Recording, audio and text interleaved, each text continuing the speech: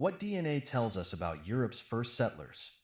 Our ability to learn more about our ancient ancestors has never been better. Thanks to advances in technology, scientists working with archaeologists can date remains with greater accuracy than ever before. Paleogenetics makes it possible to study the sequence of an entire genome of people who lived tens of millennia ago. As a result, an explosion of new information has become available, which promises to transform our understanding of the past, as new discoveries are literally unearthed. For instance, did you know that Europeans are the descendants of three distinct migrations of people from elsewhere in the world? Africa, the Middle East, and the steppes? Paleogenetics has made it possible to study the DNA sequencing of an entire genome of humans by analyzing ancient teeth and bones. This genome analysis provides the amount of information that's given by home DNA sequencing tests. We can learn everything from eye and hair color to lactose tolerance. Similar to home testing kits, these genome tests reveal clues about the identities of ancient ancestors and their migrations around the world. Studies have shown three major movements of people seem to have shaped the course of European prehistory, with settlers bringing art, farming, domesticated horses, and the wheel with them. They also introduced the Indo-European languages spoken across much of the continent today.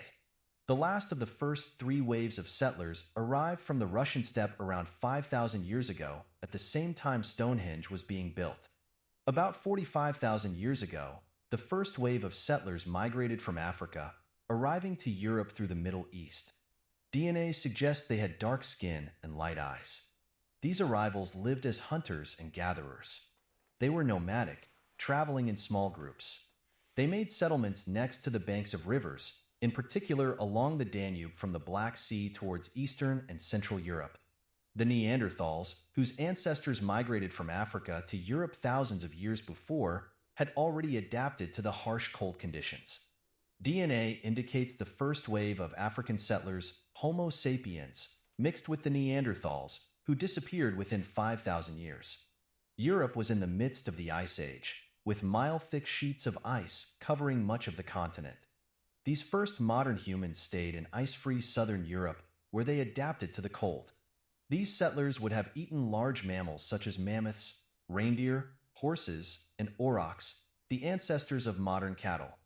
In the caves where they found shelter from the harsh conditions outside, they left spectacular paintings and engravings of their prey, such as this one in the cave of Altamira in northern Spain. Around 14,500 years ago, Europe began to warm. As conditions began to change, people followed the retreating glaciers, heading northwards. The Konya Plain is a fertile expanse of land in modern-day Turkey. People have practiced farming here since farming first existed. For years, it was thought that Europeans acquired farming methods from the Levant, but it was unclear how. DNA evidence is helping to show that migration had a lot to do with it. In 2014, researchers found the petrous bone, a tiny part of the inner ear, not much bigger than a pinky tip, preserves information long after other testable DNA has left the body. Sample remains taken from the Konya Plain showed the DNA was a match for farmers who lived and died hundreds of miles northwest. This meant the Anatolians had migrated, bringing their lifestyle, as well as their genes, with them. The Anatolian genetic signature is found wherever farming first appears in Europe. Their descendants migrated further west and south over the centuries, colonizing Sardinia and Sicily and settling in modern-day Portugal. These settlers had light skin and dark eyes, the opposite of many of the characteristics of the earlier wave of hunter-gatherers. The groups didn't tend to mix, and intermarriage was rare. Centuries later, around 5,400 years ago, a brand new culture popped up. It was called corded ware for its distinctive pottery, decorated by pressing string into wet clay. When researchers began examining the DNA of the corded ware people, they expected it to be similar to that of the Neolithic farmers. Instead, they contained distinctive genes, new to Europe at the time. Corded ware people turned out to be closely related to Native Americans, rather than Neolithic European people. This added to their mystery. Around 5,000 years ago, on what are now the steppes of southern Russia and eastern Ukraine, a group of nomads called the Yamnaya began to migrate towards Europe. The Yamnaya were the first people in the world to ride horses and master the wheel, and they were even building wagons.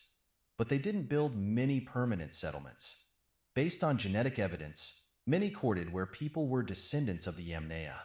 The Yamnaya also shared distant kinship with Native Americans, whose ancestors hailed from Siberia. The Yamnaya brought domesticated horses, a mobile lifestyle with wagons, new tools, and craft pottery to Europe, perhaps helping to nudge it towards the Bronze Age. Geneticists also found Yersinia pestis, the plague microbe, in the DNA of some Yamnaya samples.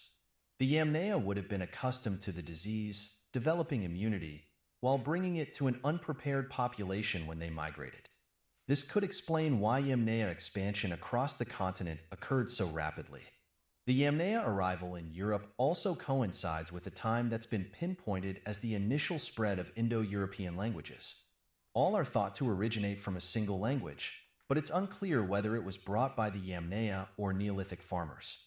Today, the genetic impact of these groups in European DNA would look different according to regional variations. Overall, the genetic legacy would be roughly equal parts Yamnaya and Anatolian farmer, with a much smaller amount of African hunter-gatherer. Sources: National Geographic Smithsonian Magazine.